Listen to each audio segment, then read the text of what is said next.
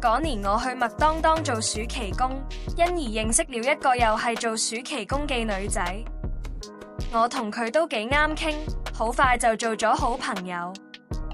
熟絡之後，先知道佢同我好相似，大家一樣由細到大經常見到靈體，而佢嘅程度比我厲害。例如，佢細個嗰陣時喺屋企總會有2個靈體小朋友同佢一齊玩，但每次佢屋企養的狗總會不斷向住佢哋不停的吠。佢話後尾那2個靈體小朋友教佢咬隻狗，佢都覺得隻狗太煩，每次都嘈住佢哋玩，於是佢好大力咬隻狗一啖，之後隻狗先唔夠膽走近佢哋。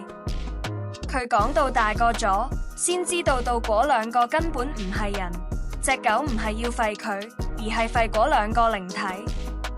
另外佢話有啲時候瞓覺時會有一把男人聲同佢講嘢，會講些有關佢哋靈界的事。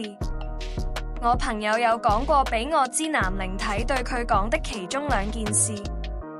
男靈體對佢講：一，知唔知點解？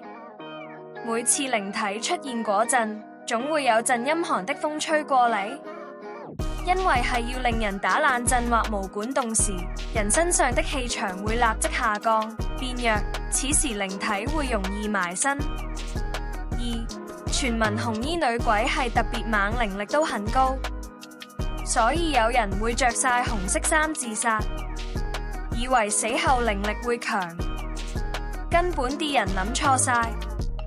通常靈力高係因為死得冤枉同唔甘心。